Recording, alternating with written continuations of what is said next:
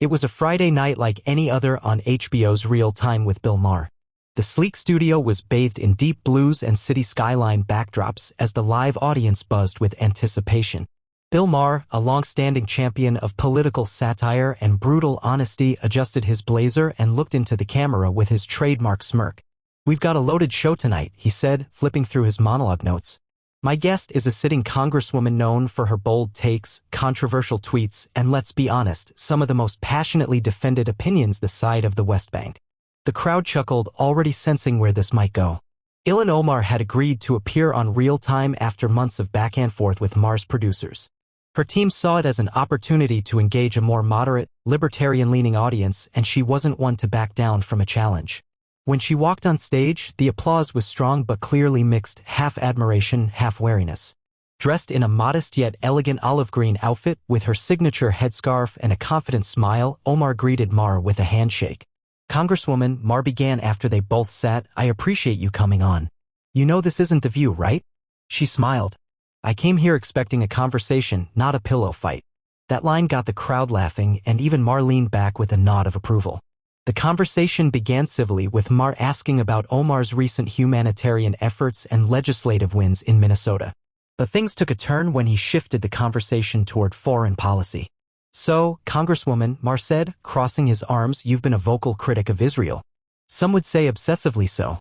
Others say dangerously so." Omar's face remained calm, but her voice sharpened. "I've been a critic of any nation-state that violates international law, including Israel. That doesn't make me anti-Semitic." "Sure," Maher said, raising an eyebrow. "But when you tweet things like, 'it's all about the Benjamins,' and then double down on it, people don't see that as anti-Israeli policy criticism. They see it as a dog whistle." "I apologized for that tweet years ago," Omar shot back. "And I've explained it wasn't meant that way. But apparently, the forgiveness of certain groups only extends so far." There was a subtle gasp in the audience. Maher sat forward, eyes narrowing. "See, this is where you lose people, Ilhan. You talk about certain groups like there's some shadowy force out there trying to suppress you. That kind of vague language, used enough times, starts sounding like conspiracy theory." "I'm talking about political lobbies," Omar clarified. "The same way we talk about Big Pharma or the NRA." "Okay," Maher said, letting out a long breath. "Let's talk about lobbies. Why is it that every time a bill is introduced in support of Israel, you're one of the first voices against it, but when Hamas launches rockets, you either go silent or issue some lukewarm, both sides statement?" "I've condemned violence on all sides," she said. "But you don't name names when it's Hamas," Maher said, voice rising. "You say violence is bad like you're talking to a kindergarten class. But when it's Israel, suddenly you're firing off names, statistics, history lessons." "Because the power imbalance is not equal," she interjected. "Right," Maher shot back. "So when a terrorist organization fires rockets into civilian areas, you look the other way. But when a democratic ally retaliates, you call it genocide." Omar's mouth opened, but Maher didn't let up. "Ilhan, you become a master at weaponizing identity politics. Every time someone criticizes you, you wrap yourself in your scarf and scream Islamophobia. But guess what? Not every criticism is a phobia." The audience erupted, half in applause, half in shock. Omar's expression shifted to something darker. "Are you done?" she asked. "Oh, not even close," Maher replied, leaning in. "Because you're a public servant, not an Instagram influencer. You don't get to just cry victim every time someone holds you accountable." The air in the studio had thickened, tension vibrating like a string pulled too tight. Bill Maher leaned back in his chair, arms folded, letting the weight of his last statement settle into the crowd's consciousness. Ilhan Omar's eyes were sharp now, her jaw set. She wasn't backing down, and neither was he.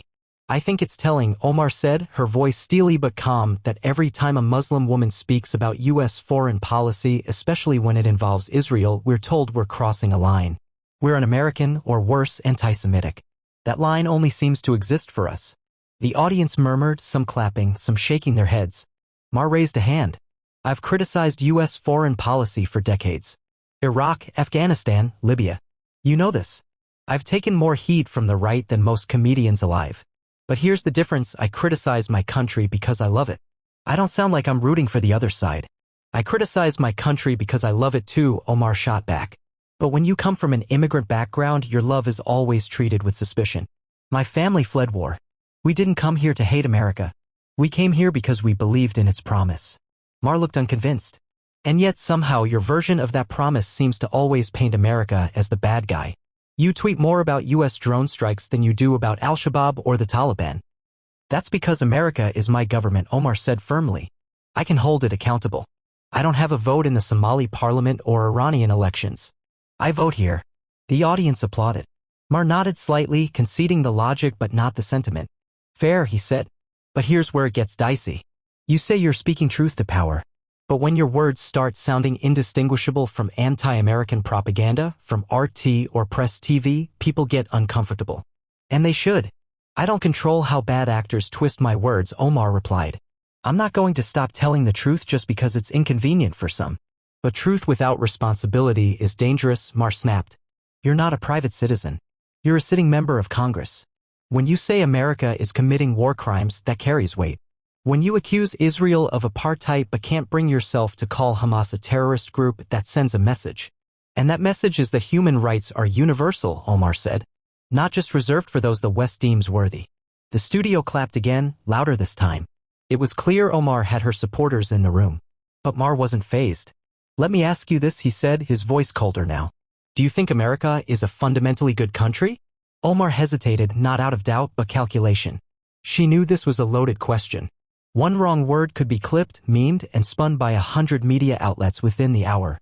I think America is a country striving to be good, she said finally. But we haven't always lived up to that. Slavery, Jim Crow, internment camps, Vietnam, Iraq. That's part of our story too. Maher scoffed.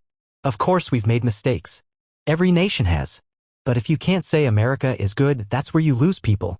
The average voter watching this doesn't want to lecture about how terrible they are. They want to believe this country still stands for something. I believe in its ideals, Omar responded. But I refuse to whitewash its sins. Maher leaned forward again. Then maybe stop sounding like America is the villain in every story. We can't be perfect, but we also can't survive if our own lawmakers talk like revolutionaries instead of representatives. The studio was now completely divided, some clapping Maher's every word, others cheering Omar's resilience. Social media was already erupting. Twitter was ablaze with hashtags, hashtag Maher versus Omar, hashtag real-time showdown, hashtag Bill crossed the line, hashtag Ilhan exposed. The producers in the control room were getting flooded with messages. HBO's legal team was watching closely. What started as a political debate had morphed into a national moment. And it was only getting started. Backstage, producers were whispering rapidly into headsets, exchanging glances that spoke volumes. The director made a silent hand signal, keep the cameras rolling. This was the kind of raw, electric confrontation that didn't just trend, it exploded. On stage, Maher pressed forward. Let me shift gears, he said. You recently compared policing in America to military occupation in the Middle East. Do you honestly think Minneapolis is Gaza? No, Omar replied, locking eyes with him, but when black communities are over-policed, when no-knock warrants kill Breonna Taylor in her own home, when children are taught to fear sirens instead of feeling protected, the comparison, though provocative, shines a light. But that's the problem, Maher countered, his tone hardening. You always go to the most extreme analogy. You could say policing needs reform. You could say the justice system is broken. But instead, you say things that make your own country look like a war zone. It is a war zone for some people, Bill, she said sharply. Maybe not for you. But for a black teen in Chicago or a Somali immigrant in Minneapolis, it can feel that way. Just because it's not your reality doesn't mean it's not real. The crowd roared. For a second, Omar stood taller, her voice clear and unwavering. But Maher didn't flinch. I'm not denying there are problems, he replied. But when your rhetoric amplifies division, when it feeds narratives that paint America as inherently racist, colonial, oppressive, you're not reforming the system. You're turning Americans against each other. That's rich, Omar said. Coming from a man who's built a career mocking religion, race, and every group he doesn't belong to. When I speak, I'm trying to make space for the unheard. When you speak, you're making space for your next monologue clip. The audience went wild, cheers, hoots, gasps. Maher blinked. For a brief moment, the sharp-tongued veteran of late night was on his heels. But only for a moment. He leaned forward, voice low. Ilhan, I don't have a problem with your passion. I have a problem with your selective outrage. You say you care about human rights, but when women are stoned in Iran or gay people are thrown off buildings in Gaza, you're strangely quiet. I've condemned those things many times, she said. Not with the same fire. Not with the same volume, Maher retorted. And that's what people notice. That's what makes them question your motives. You're not wrong for caring about Palestinians. You're wrong for sounding like you're rooting against the one liberal democracy in the Middle East. Omar's expression turned cold. Criticism of Israel is not rooting against democracy. It's holding it accountable. You love using your platform to punch up. I do the same. Just because I don't always punch the people you want me to doesn't mean I'm punching down. Maher raised his voice now. It's not about who you punch. It's about the truth. And truth doesn't need to be filtered through identity politics or intersectional charts.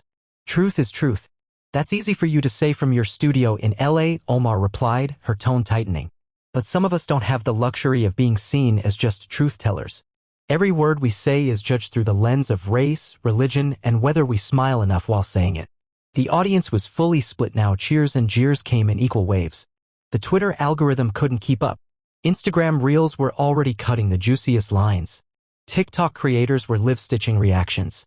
Politicians on both sides began tweeting, some demanding apologies, others calling Maher a hero. Backstage, Omar's aides whispered, "We need to control the spin fast." Maher's team grinned. They'd seen this play out before. This episode would be dissected on Sunday shows, talked about on Capitol Hill, and memed for weeks. Maher closed his notepad and looked at Omar one final time. This country is on edge, he said. What it doesn't need is leaders who stoke tribalism under the banner of justice. And what it does need, Omar replied, are voices that refuse to sanitize truth just because it makes the powerful uncomfortable. A beat. The crowd clapped, some hesitant, some emphatic. And with that, Maher said, signaling to wrap, "I think we've given people plenty to argue about at dinner tonight." He extended a hand. Omar took it, but briefly.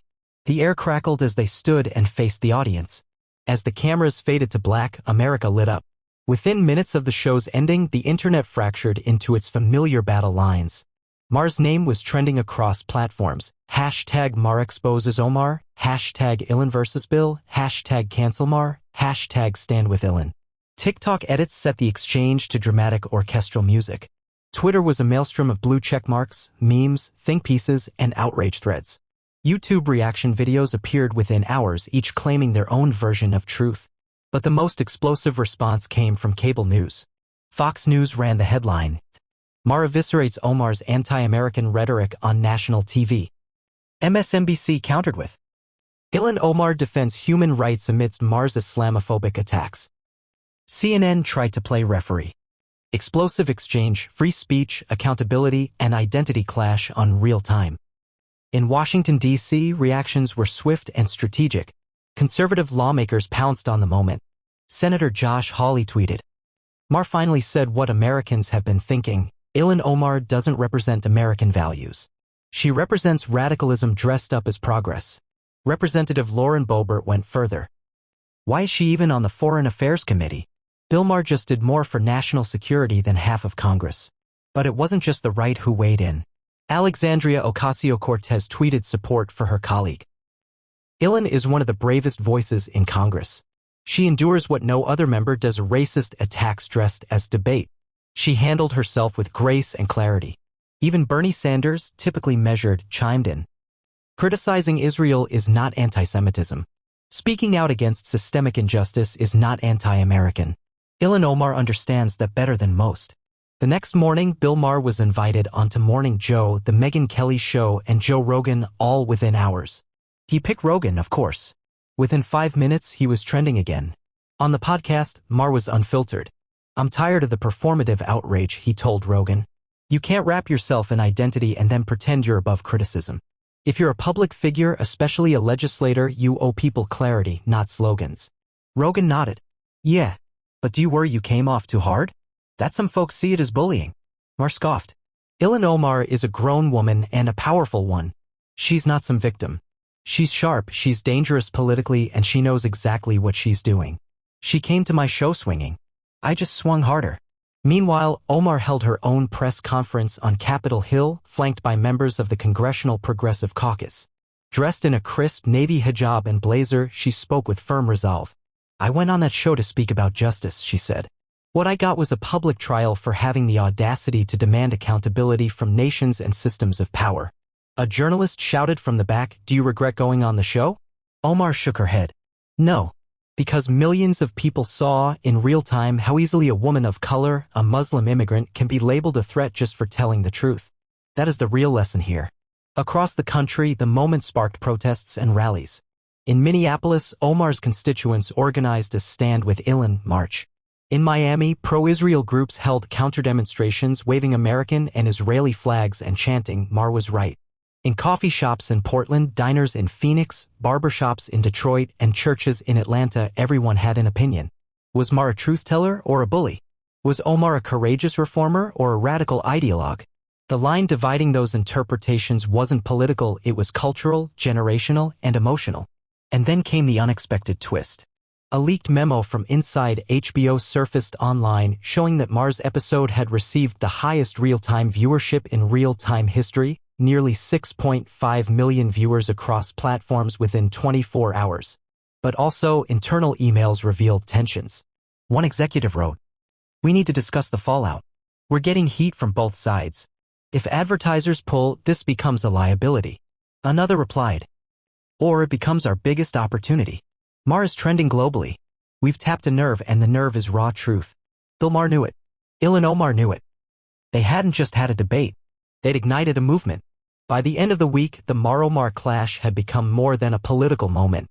It had morphed into a cultural reckoning, the kind of raw, unscripted lightning strike that couldn't be buried under the next day's headlines. Every news anchor, columnist, and podcaster had taken a side. Universities held impromptu panels on free speech versus responsible discourse. Editorial boards across the country issued op-eds titled things like "Civility or Truth, Can Identity Survive Debate?" and "When the Left Eats Its Own." But neither Bill Maher nor Ilhan Omar were content with letting the dust settle. Maher doubled down on real time the following Friday, opening his monologue with an eyebrow-raised smirk. "So, I guess I stirred the hummus," he quipped. The audience laughed, some nervously. Then he got serious. "Let me clarify something. My show has always been about confronting hypocrisy, whether it wears a MAGA hat or a woke pin. Ilhan Omar is smart, bold, and unapologetic. I respect that. But if we can't challenge ideas, even those wrapped in the armor of identity, then we're not doing democracy. We're doing theater." He paused. "And if the left can't handle debate from within, then it deserves to lose." Again, the applause was thunderous. Meanwhile, Omar took a different route. She launched a national speaking tour, Voices Unfiltered, Truth, Power, and Accountability. Her first stop? Howard University. Standing before a packed auditorium of mostly young, diverse students, she told the crowd, "It's easy to go on TV and win applause lines. It's harder to look into the eyes of those impacted by your votes and justify inaction." The crowd rose to its feet. She continued, "This isn't about me and Bill Maher. This is about a country at a crossroads. Do we settle for snarky sound bites? Or do we demand substance even when it makes us uncomfortable?" Both figures had elevated their stature in different ways. Maher had reasserted his relevance to a younger generation of skeptics who thought he'd become another aging cynic. Omar had solidified her image as a fighter, someone who wouldn't be intimidated by celebrity, media, or the political establishment. But not all the fallout was positive. HBO faced advertiser pressure from both ends of the political spectrum. PepsiCo and Delta pulled spots temporarily. Omar's campaign office reported a spike in threats and required stepped-up Capitol Police protection. Online, bots and trolls took advantage of the moment, doctoring clips, spreading disinformation, even creating deepfakes of the confrontation. Still, neither side backed down. In a surprise twist, a major media outlet brokered a rematch, a town hall-style event called The Debate America Needed, to be moderated by Fareed Zakaria on CNN. Both Omar and Maher agreed. But this time, the audience would be a mix of college students, veterans, activists, rabbis, imams, teachers, a living cross-section of America. 2 weeks later, the rematch aired live to over 10 million viewers. And what they saw wasn't just a repeat of the fireworks.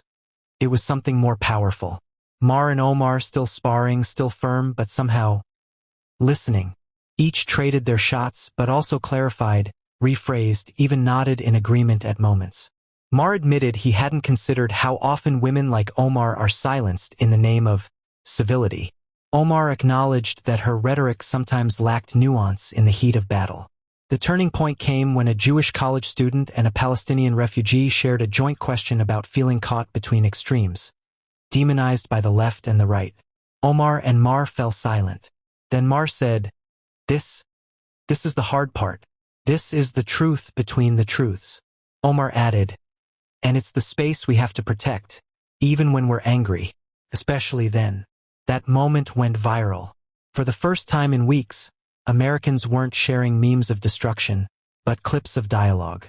Critics called it a rare glimpse of mutual accountability in a media landscape addicted to outrage.